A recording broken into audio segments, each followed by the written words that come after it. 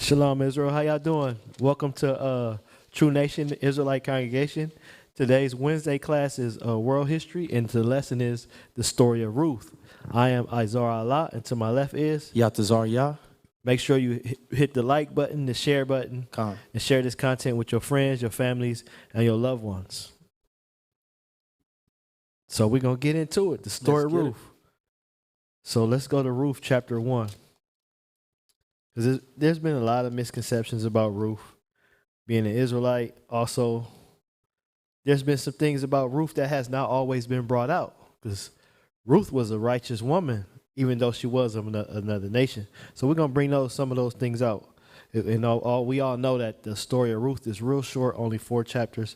So it wouldn't make no sense for me to just skip all through it. So we're going to actually do some reading, get some precepts, of course, and elaborate on the book of Ruth. So let's get into it. Ruth chapter 1, verse 1. Now it came to pass in the days when the judges ruled. So the time when the judges ruled, there was no kings over Israel. The judges ruled, meaning they were the ones that gave the law, the understanding from the Most High, right? Go ahead. That there was a famine in the land. So here we have a famine. Let's see what they did in these famines, because we're going to find out what our forefathers always did when there was a famine and why our forefathers went to the land of Moab. Go ahead. And a certain man of Bethlehem, Judah, went to sojourn in the country of Moab. So our forefathers always left when there was a famine. Let's see what they did. Let's get some history on that. Let's go to Genesis 26 and 12.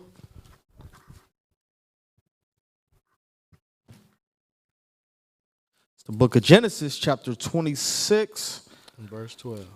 In verse 12, it reads, Then Isaac sowed in that land and received in the same year an hundredfold, and the Lord blessed him. Genesis, verse 1. Start at verse 1. 1 and 2, my bad. Genesis chapter 26 and verse 1. And there was a famine in the land beside the first famine. So there was a famine before, but let's see what he did during this famine. Beside the first famine that was in the days of Abraham. So just like our forefathers, when there was a famine, they went out. And let's see what they did when they went out.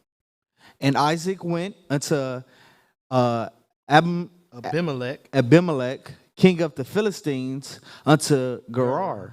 Verse 2. And the Lord appeared unto him and said, Go not down into Egypt, dwell in the land which I shall tell thee of. So he was told not to go into Egypt, but to go into another land. So our forefathers always left whenever there was a famine somewhere. Yep. So with that, let's go here. Let's go to Genesis 46. I want 1 through 6. It's the book of Genesis, chapter 46. Yeah. God. And this is, you said verse 1? 46 and verse 1. Con. And Israel took his journey with all that he had, and came to Beersheba and offered sacrifices unto the God of his father Isaac. Mm-hmm. And God spake unto Israel in the visions of the night and said, Jacob, Jacob. And he said, Here I am.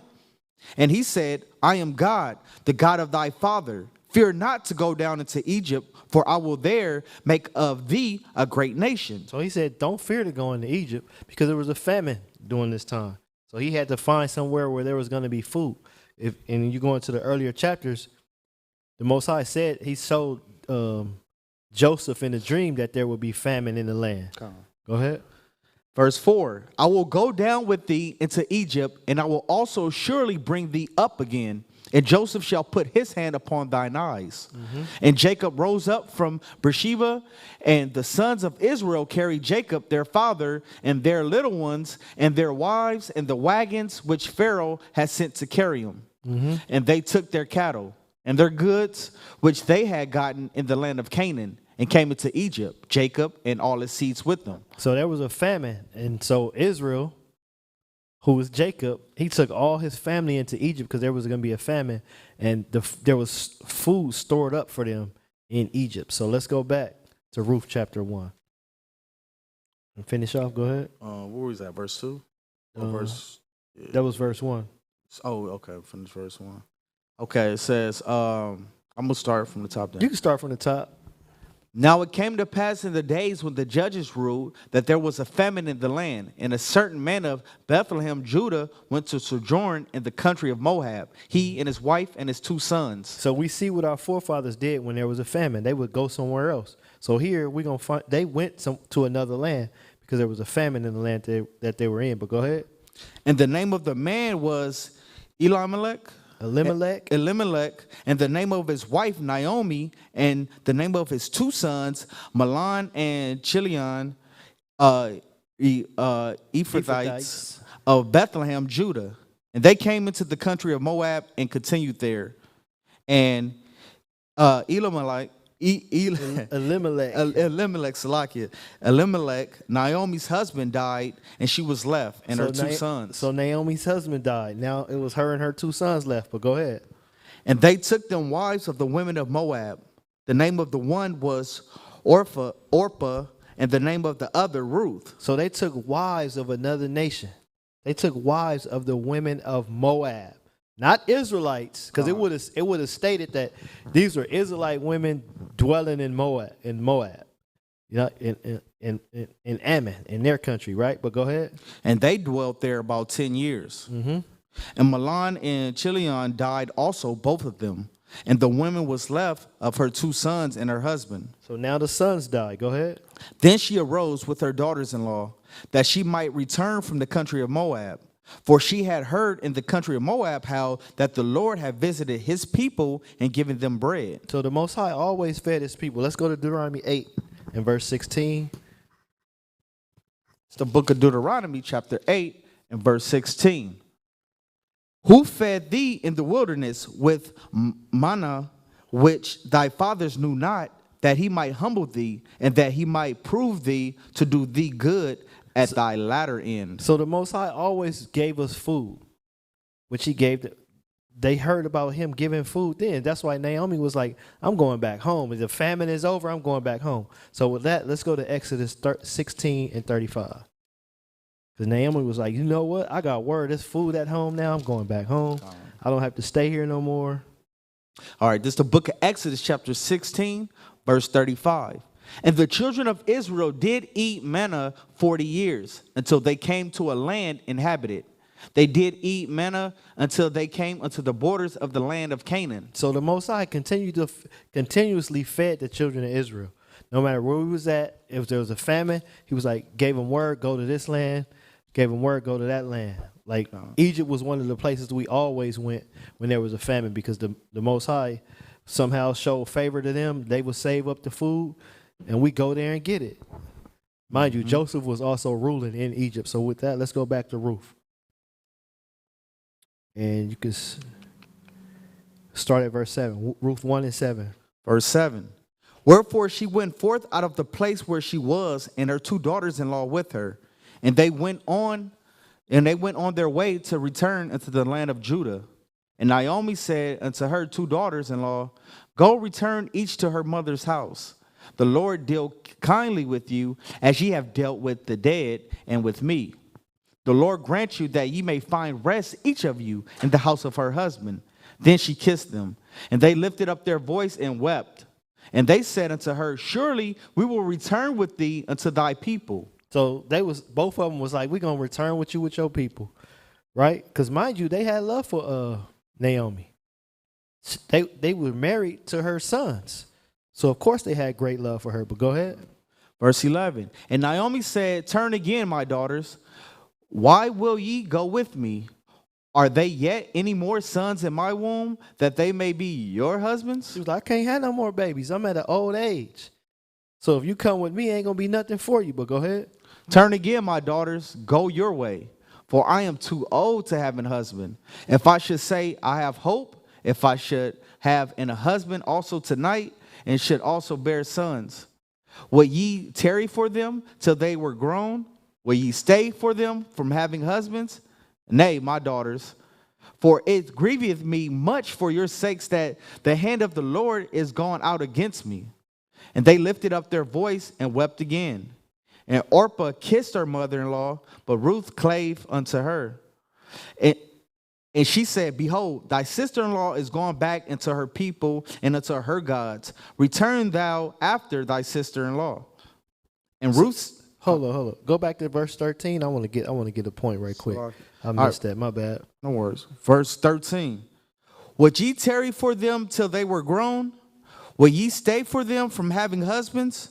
Nay, my daughters, for it grieveth me much for your sakes that the hand of the Lord is gone out against me. So she knew that the hand of the Most High was against her. Her husband died as well as her 2 sons. So with that, let's get Deuteronomy 32 and 39. Because nobody can escape the hands of the Most High. But she knew it at this point. But let's get this. Go ahead. Book of Deuteronomy chapter 32 and verse 39. See now that I, even I, am he, and there is no God with me. I kill and I make alive. I wound and I heal. Neither is there any that can deliver out of my hand. So Naomi knew this. She knew that was the work of the Most High, putting her husband to death as well as her 2 sons. So with that, let's go back there. You can start at Ruth chapter 1, verse 14. Chapter 1, verse 14. Verse 14. And they lifted up their voice and wept again. And Orpah kissed her mother-in-law, but Ruth clave unto her. And she said, behold, thy sister-in-law is gone back unto her people and unto her gods. So Orpah was like, I'm out. I'm going to my gods. But who were the gods of these people? Because a lot of people say that Ruth was what? An Israelite. No. But she was not an Israelite. So let's see who her gods were. Let's get their gods. Let's get Kamesh and Milcah. Let's go to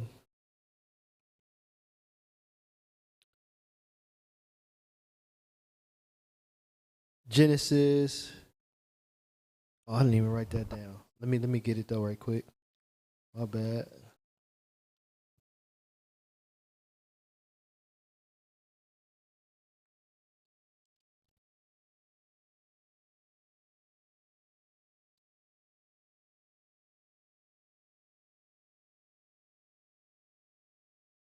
Oh, here we go. Here we go, right here.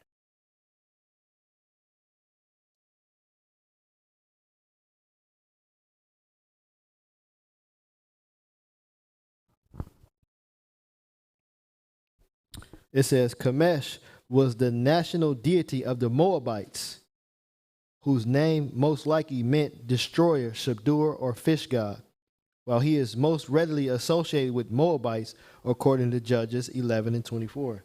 He seemed to have been the national deity of the Ammonites as well. So these were the gods of Ruth, and what was the other woman's name? Orpah. So that was the God that she returned to. Because had they been Israelites, they said they would have returned to their God, the Most High. So where was she going? This proves that they were also of another nation and not of Israel. So read that again. Verse 15. And she said, behold, thy sister-in-law is going back unto her people, unto her gods. Return thou after thy sister-in-law. Verse 16. And Ruth said, entreat me not to leave thee, or to return from following after thee, for whither thou goest, I will go, and where thou lodgest, I will lodge. So Ruth was like, nah, I'm going wherever you go. God.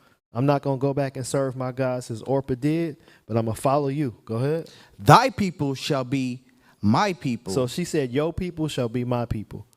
She bowed down as a servant and was like, I'm going to serve you, and now I'm going to serve your God. I'm no longer going to serve my people and serve my false gods. Right? But go ahead. And thy God, my God. Where thou diest, will I die, and there will I be buried. The Lord do so to me, and more also, if aught but death part thee and me. She said, ain't nothing going to separate us but death. So when the death comes, that's how we're going to be separated. So wherever you go, I'm going. And Naomi didn't have nothing but to accept it at that point. But go ahead. Verse 18. When she saw that she was steadfastly minded to go with her, then she left speaking unto her. So they two went. She was like, I ain't got nothing else to say. Let's go. Go ahead. So they too went until they came to Bethlehem. And it came to pass when they were come to Bethlehem that all the city was moved about them. And they said, is this Naomi? And she said unto them, call me not Naomi, call me Mara. So she was like, don't call me Naomi no more. Call me this, Mara. For what it mean? For the Almighty hath dealt very bitterly with me. So that's what Mara means. So her name was changed. She changed her name from Naomi to Mara. But go ahead. I went out full, and the Lord hath brought me home again empty. Why then call ye me Naomi, seeing the Lord hath testified against me, and the Almighty hath afflicted me? So Naomi returned, and Ruth and the Moabitess. Ruth the Moabitess. Let me read that again. So Naomi returned, and Ruth the Moabitess. So why didn't it say just Ruth, Naomi and Ruth returned? Right. Had she not been from another nation, it would have just said Ruth and Naomi and Ruth returned, right? But it's letting you always know the distinction between her nation and the nation of the Israelites, right? But go ahead.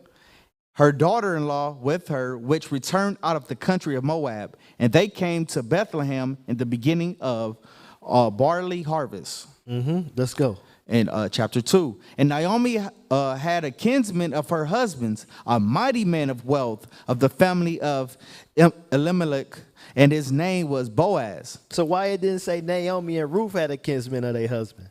Right. So it's letting you know that Ruth was of another nation, and it was letting you know right here, always. But go ahead.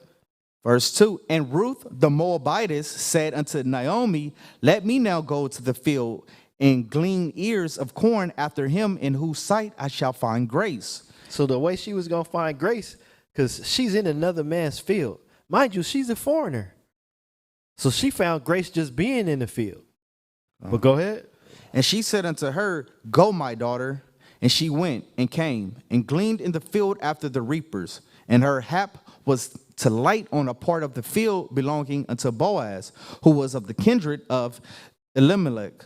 Also, too, Israel, we had a law to where if there was somebody of your nation that was poor, they would be able to come and glean in the field. Yeah. They'd be able to eat, but they wouldn't be able to come gather enough so they can go sell it. They can come eat, but that was it. So that's how she found grace too. But go ahead.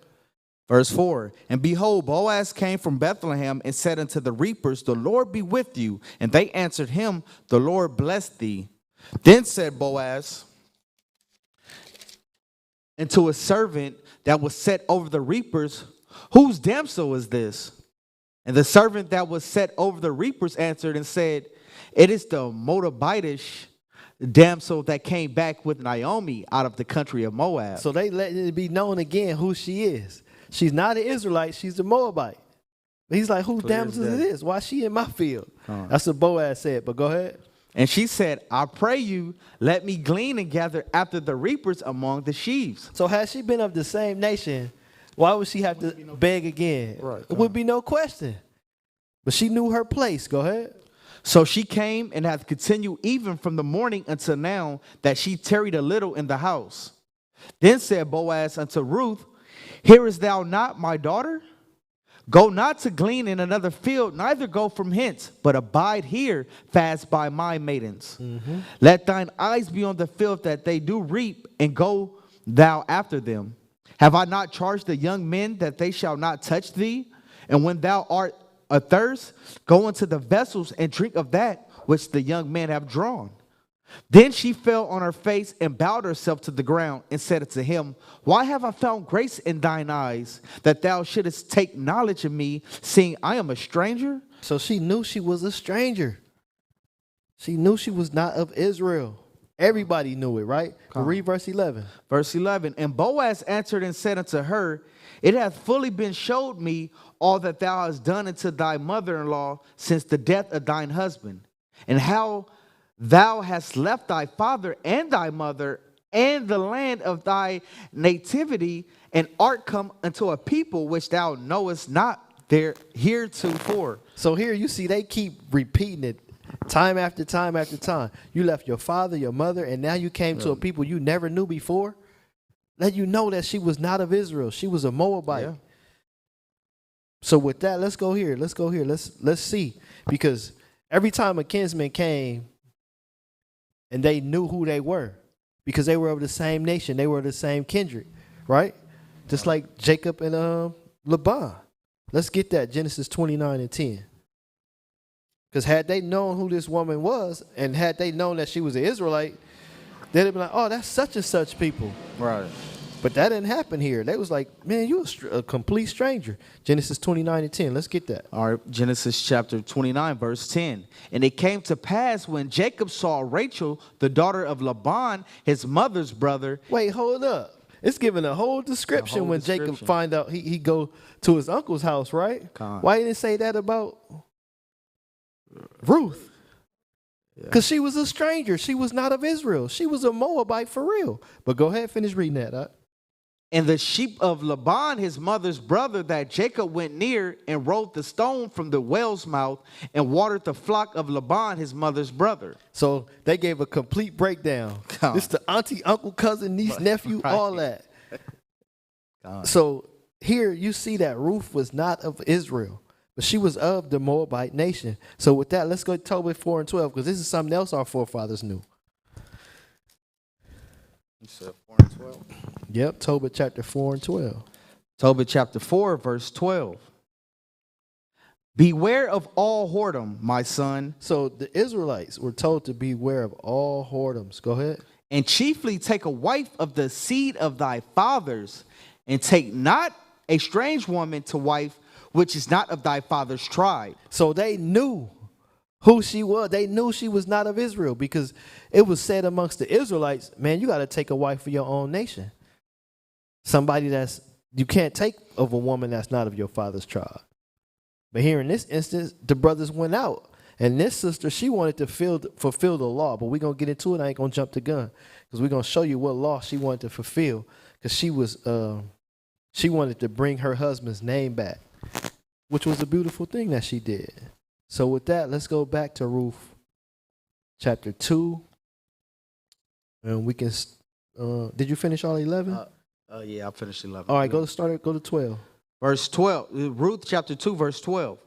The Lord recompense thy work, and a full reward be given thee of the Lord God of Israel, under whose wings thou art come to trust. So she came under the Most High's wings because she followed Naomi, right? But go ahead.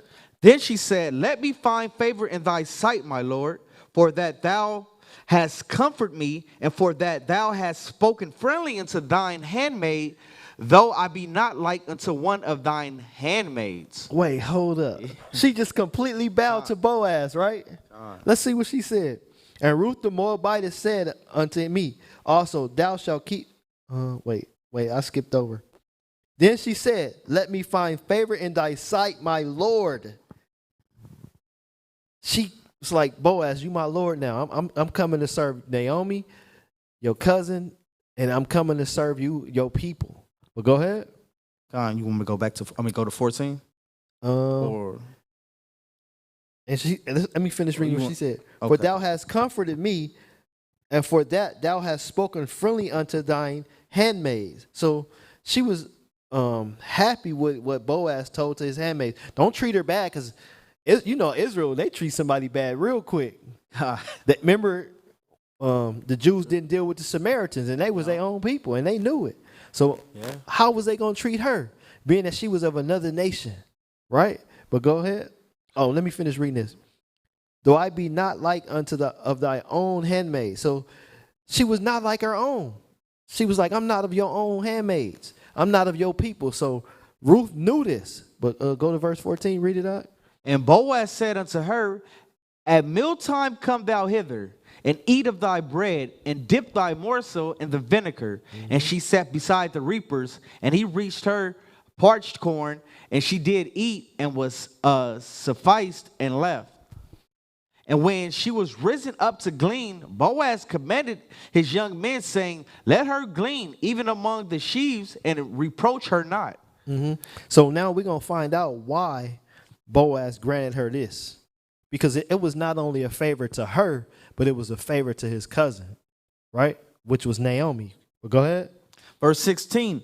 And let fall also some of the handfuls of purpose for her, and leave them, that she may glean them, and rebuke her not.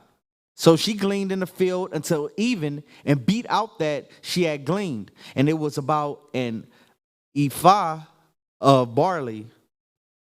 And she took it up and went into the city, and her mother-in-law saw that what she had gleaned, and she brought forth and gave to her that she had reserved after she was sufficed. So here you have Ruth the Moabite. She's not only getting food for herself, but she's taking it back to her mother-in-law. How many women do that today? Their husband die and they stay with the mother-in-law. They're not doing that. Let alone bring her some food and all that. They're going to be off to the next dude. Yep, moving on. Here, she like, nah, I'm finna serve you, Naomi. I'm going to serve your God. I'm going to serve you as well. Right? But go ahead. And her mother-in-law said unto her, where hast thou gleaned today? And where wroughtest thou? Blessed be he that did take knowledge of thee. And she showed her mother-in-law with whom she had wrought, and said, the man's name with whom I wrought today is Boaz. So she, like, the man whose field I was working in is Boaz.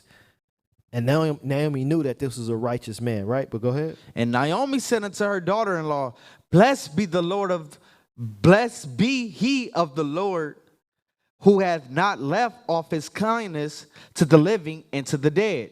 And Naomi said unto her, the man is near of kin unto us, one of our next kinsmen. So Naomi giving her game now, like, that's one of the next of kins. That's the one, a man that can raise up seed for your husband. So she was letting her know at that point, but go ahead. And Ruth the Moabitess said, he said unto me also, thou shalt keep fast by my young men until they have ended all my harvest. So he told her, stay by them, because when they reap, you're going to reap as well. And we're going to read that, but go ahead.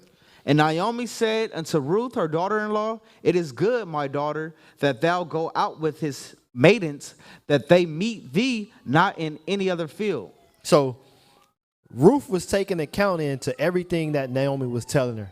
Stay by him, stay by his people. They're going to feed you and make sure you well, right? How many women today would take that advice? They're not doing it. No, I'm going to do this my way. But here you have a humble woman of another nation. Loyal. She denounced her people, denounced her gods, and she want to serve the God of the Most High, right? Of Yahweh. She want to serve Yahweh. Go ahead. Verse 23, so she kept fast by the maidens of Boaz to glean unto the end of barley harvest and of wheat harvest, and dwelt with her mother-in-law. Go ahead. Then Naomi, her mother-in-law, said unto her, my daughter, shall I not seek rest for thee, that it may be well with thee? And now it is not Boaz of our kindred, with whose maidens thou wast. Behold, he went gnaweth barley tonight in threshing floor. Salakia. Where you at? And now is not Boaz of our kindred, with whose maidens thou wast. Behold, he went gnaweth barley tonight in the threshing floor. So she was letting her know again, like, Boaz is of our kindred. This is the next in line. Someone next in line possibly that can have that baby for you. But go ahead. Wash thyself, therefore, and anoint thee, and put thy raiment upon thee, and get thee down to the floor. But make not thyself known unto the man until he shall have done eating and drinking. So she like, don't bother him when he's eating and drinking and having his fun. Wait until later. Then you do what you got to do. But go ahead. And it shall be, when he lieth down, that thou shalt mark the place where he shall lie, and thou shalt go in and uncover his feet and lay thee down, and he will tell thee what thou shalt do. So Naomi was giving game on how to get this man. Don't bother him when he eating and drinking and he chilling with his folks. Wait till he lay down, then you lay at his feet. Make this man like your Lord, as you said, right? Go ahead.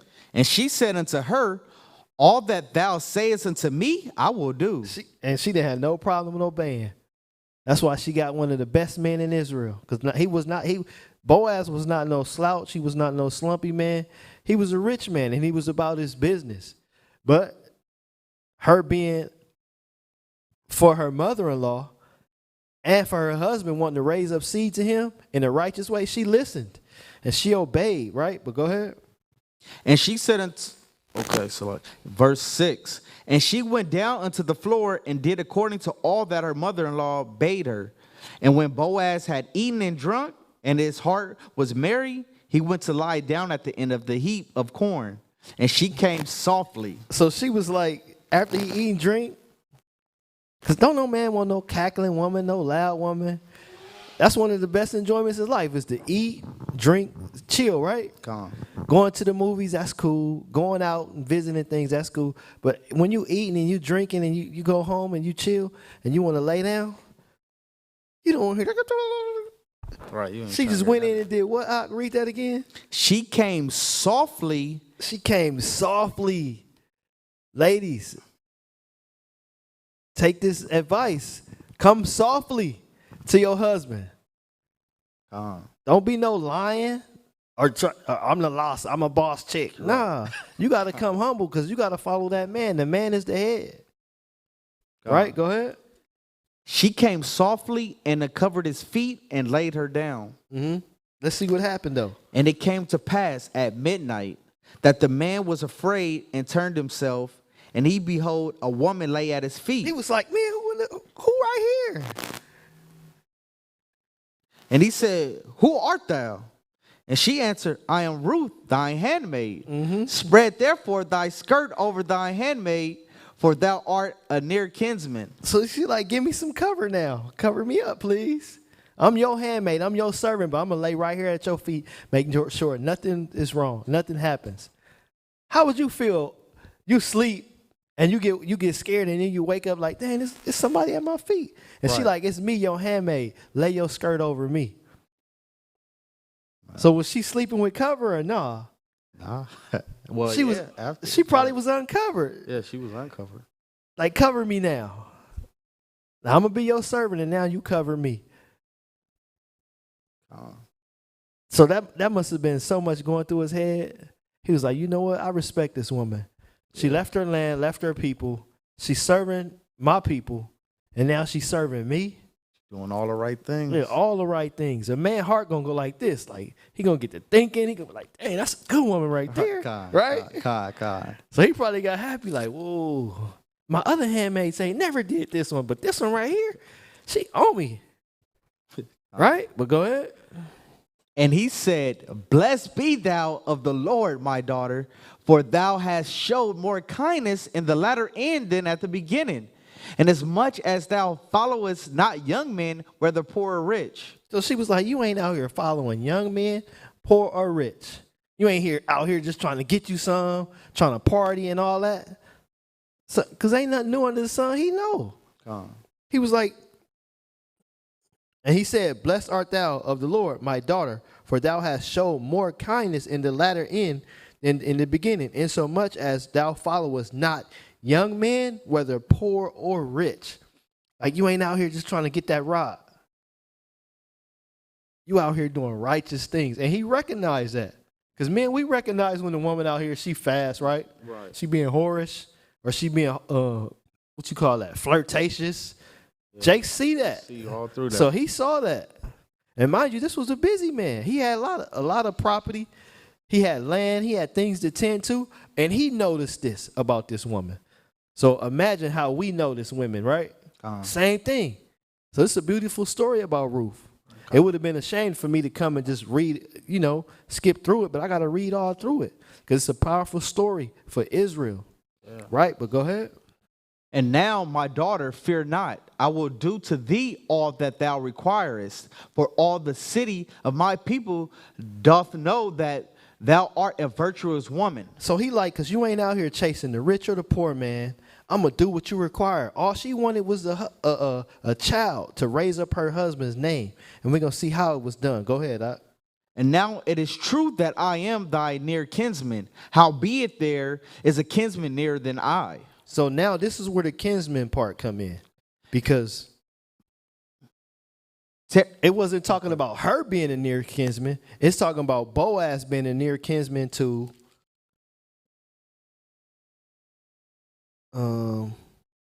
Mahalan, which was her son, which is Boaz's cousin, right? But go ahead, read it.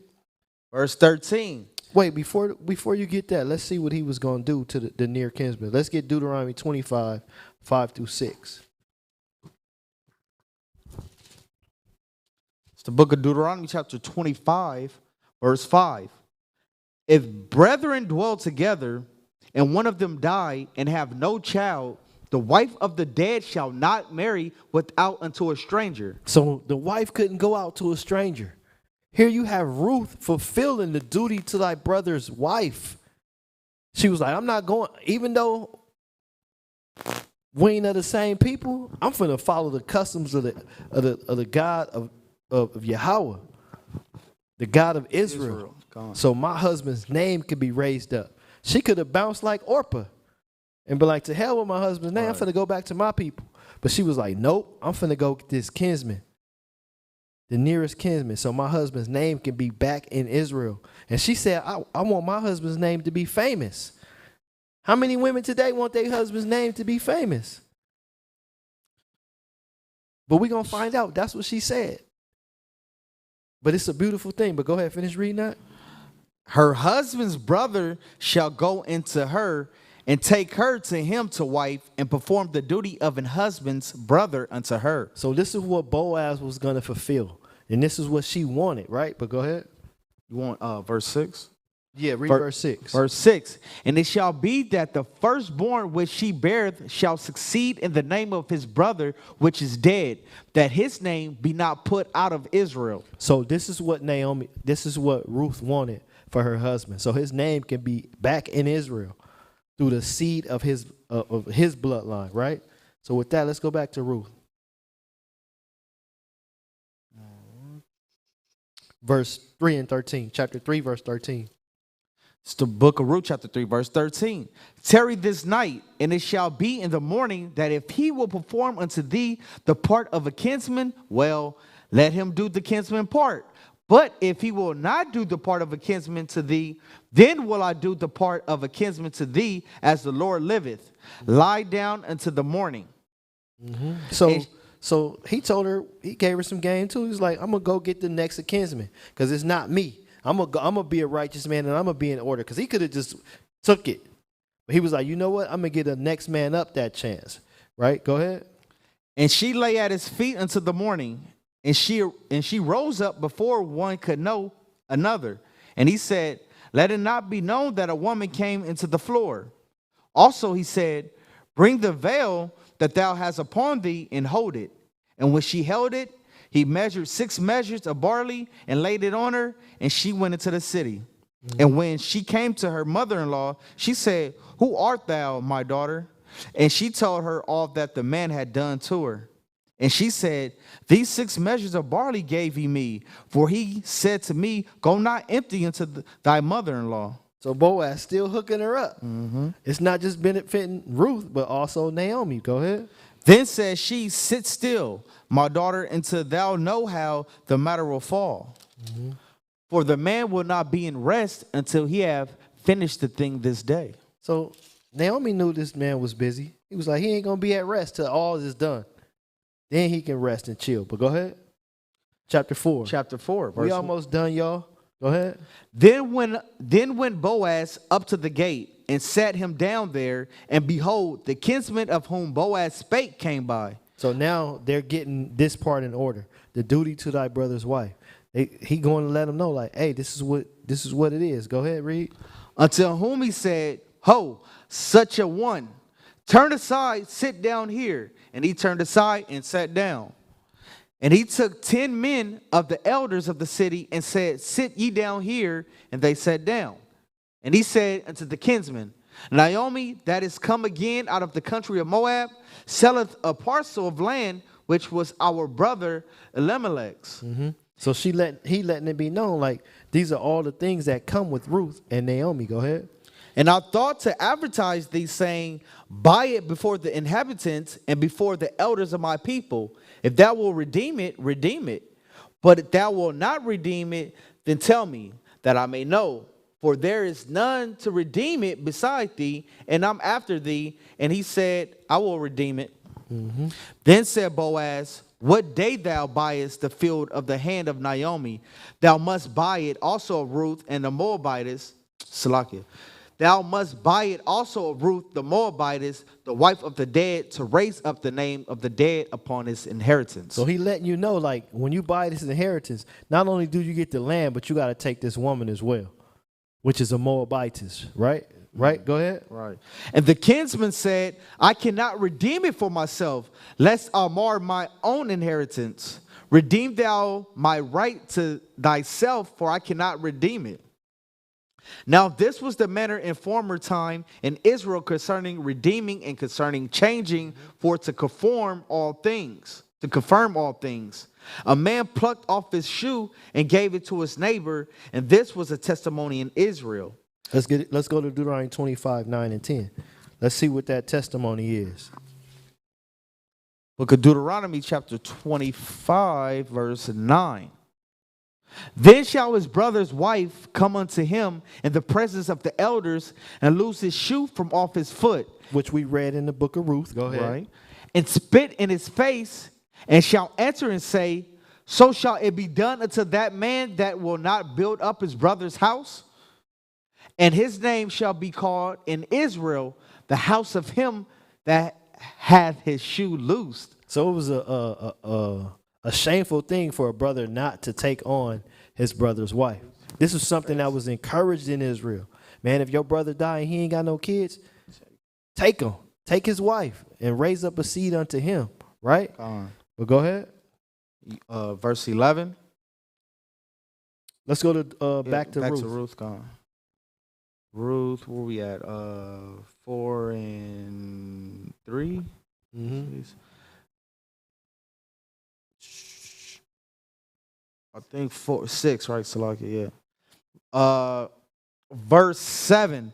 Now this was the matter in former time in Israel concerning redeeming and concerning changing, for to conform all things, a man plucked off his shoe and gave it to his neighbor. Mm-hmm. And so with that, let's go here. Because let's see one of what Onan did, because he was supposed to raise up seed to his brother. But let's go to Genesis 38 and verse 9.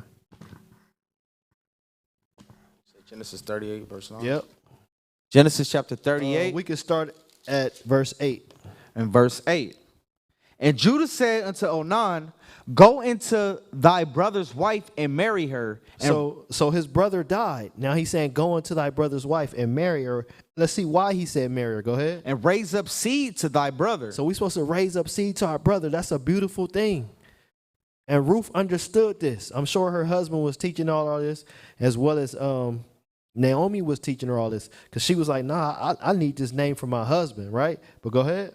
And Onan knew that the seed should not be his, and it came to pass when he went unto his brother's wife that he spilled it on the ground, lest that he should give seed to his brother. So Onan knew, but Onan was wicked. Yeah, he went into her, but he was like, this first baby it ain't gonna be mine, it's gonna be my brother's. So I'm gonna spill it on the ground. I'm gonna just pull out. But that was something that was shameful. That's why we read in Deuteronomy 25, 9 through 10. That's a brother whose shoe was loose and would not build his brother's house. All right. And that's why he got his face spit in. All right. Right? But here you have an instance where the Most High put this man to death after he did this. But go ahead. And the thing which he did displeased the Lord, wherefore he slew him also. So Onan got slew because he did something that was a shameful in Israel. And not only did he go in unto her, he spilled the seed knowing that it wasn't going to be his. So let's go back to Ruth. Because this is something that's encouraged in Israel, to raise up seed to your dead brother so his name can be back in Israel. But go ahead. Book of Ruth, chapter 4, verse 8. Therefore the kinsman said unto Boaz, buy it for thee. So he drew off his shoe. So he was like, man, I'm going to be that man with the shoe loosed. He took the spit in his face and all that, right? But go ahead. And Boaz said unto the elders and unto all the people, you are witnesses this day that I have bought all that was Elimelech's and all that was Chilion's and Mahlon's of the hand of Naomi. Mm-hmm. Moreover, Ruth the Moabitess, the wife of Mahlon, have I purchased to be my wife, to raise up the name of the dead upon his inheritance. So Boaz took on that. He was like, I'm going to raise up my brother. I'm going to bring him back. Oh, right. Onan didn't want to do it. And the other cousin, he didn't want to do it. But Boaz was like, you know what? I'm going to do that. It ain't just about the field. It's about me raising up seed unto my brother. So his name will still be in Israel. Keep that go ahead. bloodline going. Yep, keep that bloodline going, right? Go ahead. That the name of the dead be not cut off from among his brethren, and from the gate of his place you are witnesses this day. So he wanted his brother's name to be in Israel still. Go ahead. And all the people that were in the gate and the elders said, we are witnesses. The Lord make the woman that is come into thine house like Rachel and like Leah, which two did build the house of Israel. So Rachel and Leah was famous, right? Everybody always talk about Jacob and the 12 tribes, but here you had these women, these two women, bring forth these 12 tribes. Right. And they were also unselfish. As you see Ruth right here, she unselfish. How was Leah and Ruth unselfish? I mean, Leah and Rachel unselfish. They gave up their handmaids when their wombs was barren. They was like, you know what? Take my handmaid to wife. Have some more babies. Yeah. So Ruth, here you see Ruth, the Moabitess, she selflessly gave herself back to her husband, back to his nation, so that his name could come back into Israel, right? That's why the Most High said her to be like, what? Read that again.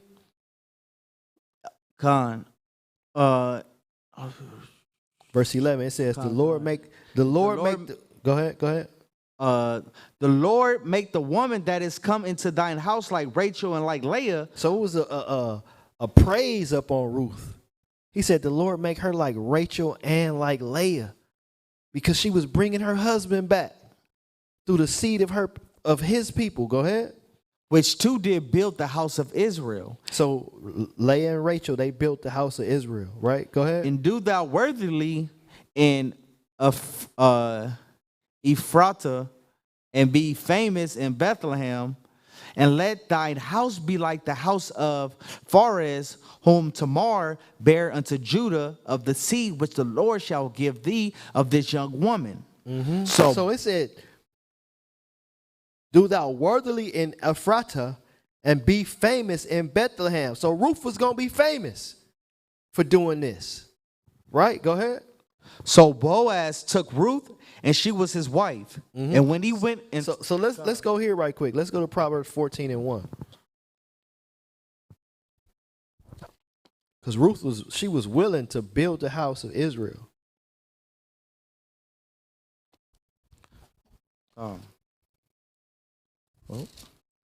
You said 14:1? Yep. Proverbs 14:1. Proverbs chapter 14, verse 1. Every wise woman buildeth her house. But Ruth became a wise woman. She was building her husband's house again, building her house. Right? Go ahead. But the foolish plucketh it down with her hands. Didn't it say the man became a fool like his shoes loose, right? God. One who don't want to build up his brother's house.